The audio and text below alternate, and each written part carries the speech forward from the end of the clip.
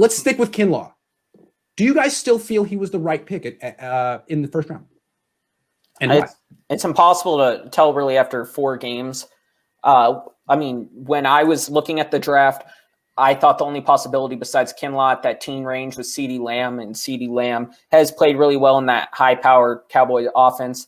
But then you go back to who would the 49ers really take at that 31 range, and I think Javon Kinlaw is definitely the right pick at that 14 spot where he was. Okay.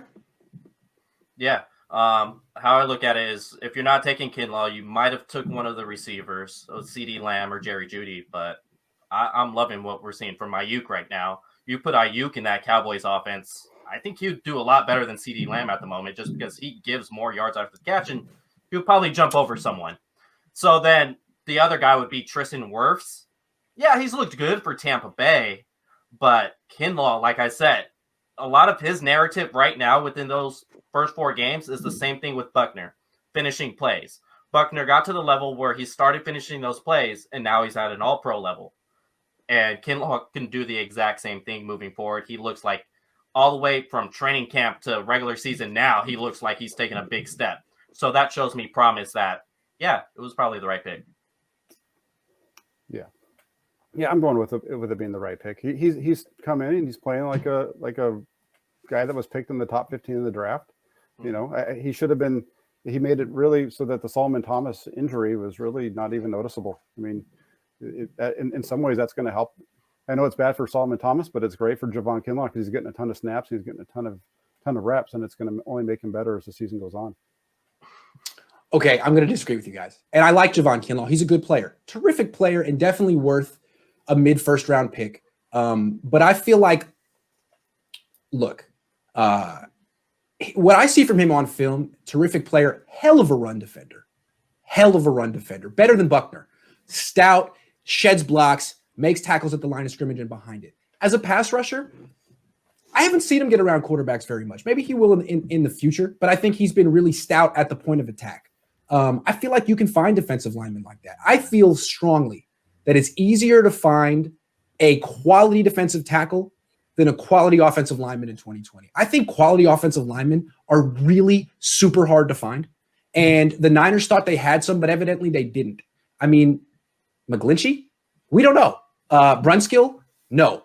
And those 2 spots right now are killing the 49ers, right guard and right tackle. They could have taken Tristan Wirfs. They knew they had an issue at offensive line. You could have put Wirfs at guard for a year, and then if you could have moved him to tackle, if Williams leaves, if McGlinchey flops. I think you kind of want to hoard quality offensive linemen in 2020 because college football doesn't produce very many of them. It's easier to get them in free agency because they're proven, and defensive tackles, I think, are more. I mean, for example, Kevin Givens. The Niners have Kevin Givens, who to me is just as good right now as Javon Kinlaw. Kinlaw has the upside, and that's why you took him in the first round, but you can really find stout, quality defensive tackles. Finding quality offensive linemen is like finding a needle in a haystack. So I'm just going to be negative and say Tristan Wirfs, and in 3-4 weeks when he's given up 8 sacks over the next 4 games, I'll be proven wrong. So keep this clip and just throw it in my face when I'm wrong. But I wanted to go out on a limb and disagree with you guys because you guys were all agreeing and stuff, and that's boring. Well, so what you said, I'll disagree with you. Okay, go ahead. What you said about Tristan Wirfs is kicking him inside one of the guard positions. Well, that would have never happened because they got an extra pick to go ahead and trade for Trent Williams. They probably would have, if they had to get Trent Williams, they would have had to give up something more. So now that trade doesn't look as good. And then on top of that, if you don't make that trade for Trent Williams, then who's going to lead that offensive line? McGlinchey, guy who's giving up pressure after pressure after pressure. Well, not according to PFF, is going to get this offensive line rallied up and they're going to want to follow him. Not really, but Trent Williams, yeah, he'd get this offensive line riled up and want to follow him and get in guys' heads. And it's going to be someone that they respect if he's getting in your head saying, hey, play better. They could have had all 3. They could have had Williams, Wirfs, and McGlinchey. What's wrong with that? Better than Brunskill. I mean, God.